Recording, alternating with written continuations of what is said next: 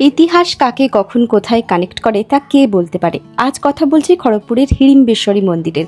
ইন্দা বামুনপাড়া এলাকায় অন্নপূর্ণা মন্দিরের অপোজিটে খুব সাধারণ কিন্তু অতীব প্রাচীন এই মন্দির। বর্তমানে এইখানে হলেও প্রাচীন হিড়িম্বেশ্বরী দেবীর পুজো হতো প্রায় 400 বছরেরও বেশি পুরনো খড়গেশ্বর মন্দিরের ঠিক সামনে জঙ্গলে ঘেরা একটি জায়গা। ধর্মক্ষেত্র কুরুক্ষেত্রের ধর্মযুদ্ধে হিড়িম্বা তার পুত্র ঘটোৎকচকে আহুতি দেন এবং পরে পুত্র শোকে একদম ভেঙে পড়লে শ্রীকৃষ্ণ তাকে আশ্বস্ত করেন এবং দেবীত্বের আসন দেন। এমনকি রাক্ষসী হলেও স্বয়ং ভগবান তাকে পূজিত হওয়ার বর প্রদান করেন। হিমাচল প্রদেশে হিড়িম্বার বিরাট বড় মন্দির থাকলেও স্থানীয় লোককথা অনুসারে হিড়িম্বা এই এলাকাতেই থাকতেন। পাণ্ডবদের বনবাসকালে এই স্থানের উপর দিয়ে যাত্রা ভীমসেনের সঙ্গে হিড়িম্বার বিবাহ তথা দীর্ঘকাল ঘটোৎকচের সঙ্গে বাস করতেন তিনি। অন্নপূর্ণা পুজোর দিন এই মন্দিরটিও সেজে ওঠে। মন্দির প্রাঙ্গণে ঢুকলেই এক বিশাল বকুল ফুলের গাছ ছায়া দিয়ে আশীর্বাদ করছে।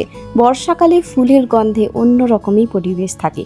চারিদিকে গৃহস্থ ঘর আর গাছপালায় ঘেরা শান্ত স্নিগ্ধ একটি মন্দির। শ্রী শ্রী হিড়িম্বেশ্বরীর সঙ্গে দক্ষিণা কালিকা মন্দির, তাই এটি একটি শক্তি পুজোর স্থান। শক্তি পুজোর স্থান, তাই বিশেষ দিনে হয় দেবীর সামনে বলি।